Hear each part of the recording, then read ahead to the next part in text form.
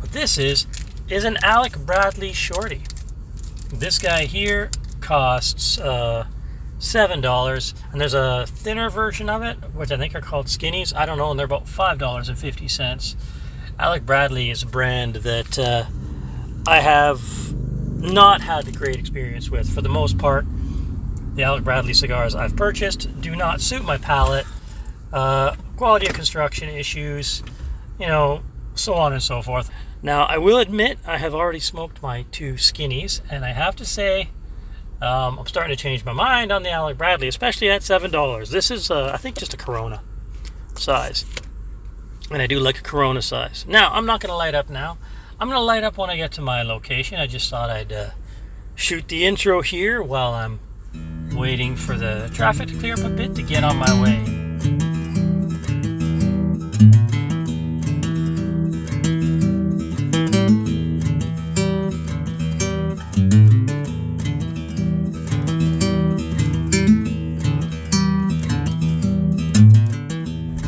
Alright, as I said, this is Alec Bradley Shorty.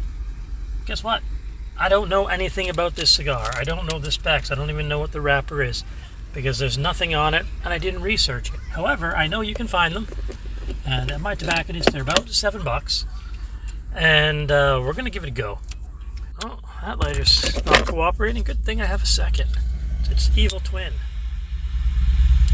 And you can probably see a little bit, and certainly here, there's a lot of traffic behind me going out to the marina. I'll give you sort of my basic rundown. So this one, compared to the other ones I've had of these, is a little bit of a tight draw, but not bad. One thing I will say, the quality of construction, pretty good for a $7 stick.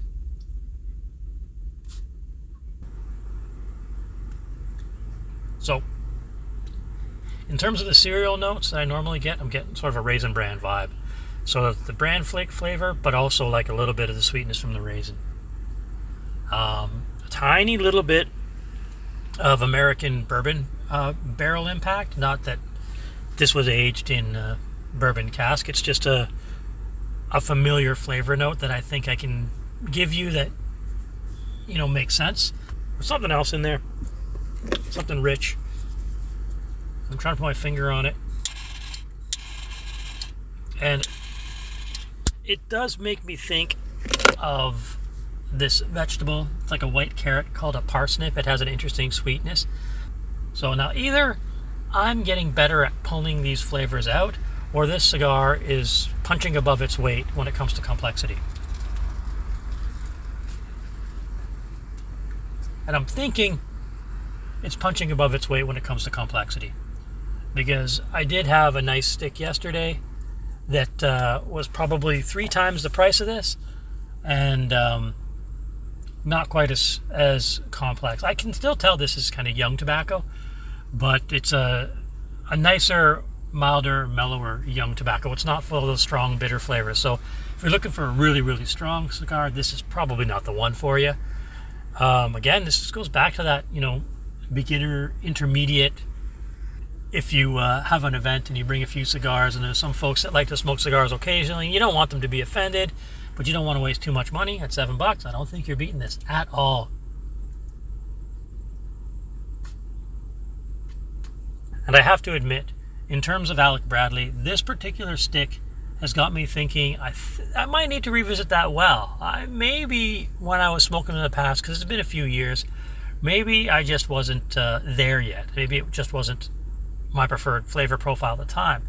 Like I said, it's the third one of this sort of bandless line of Alec Bradley's lower end stuff that I've had, and not a single one has disappointed me. So without further ado, I think it's time to enjoy the beach, to enjoy the marina.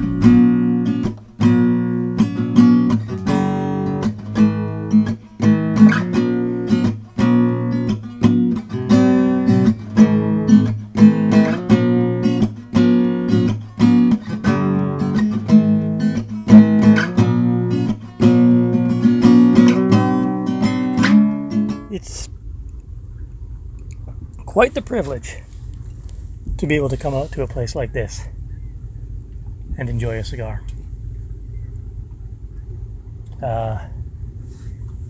most of my friends and family, they live closer to the cities, and they rarely get out to do this kind of thing.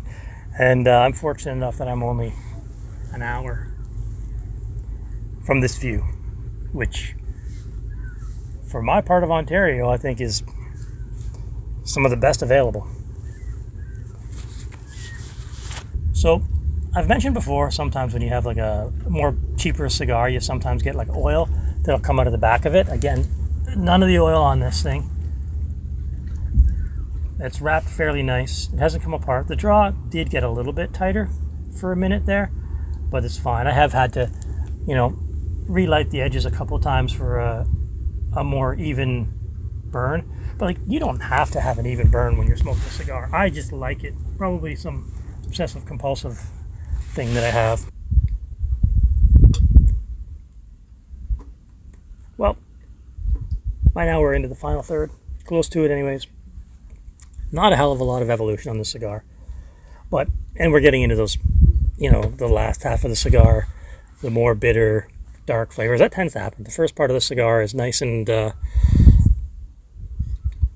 sort of bright, and you can really get all the different bouquet and complexities. And as you get deeper into the cigar, you just get ash and smoke and bitterness. And if you can smoke your cigar cool, like they say, you'll have a better experience the whole way through. Like this one's hasn't gotten too hot, so I've sort of got the full experience of this bad boy. And I gotta say, it was worth every one of those $7. I'm pleasantly surprised. I do like getting a really good cigar at a cheap price, and to spend $7 and get something like this, even though it's a small cigar. Like if this was a Robusto, you'd probably pay twice that for it. But still, I don't need an enormous amount of tobacco. I'm not trying to prove a point. I'm not trying to have the biggest cigar in the lounge, so to speak. I just want to enjoy the experience. Anyways, I've talked enough. This video's kind of all over the place. You know how I do. I just tell you to take it easy and offer you a cheers. Maybe light a cigar for me or raise a glass. Whatever it is you choose to do. Take it easy. Indulge, but don't overindulge. And yeah.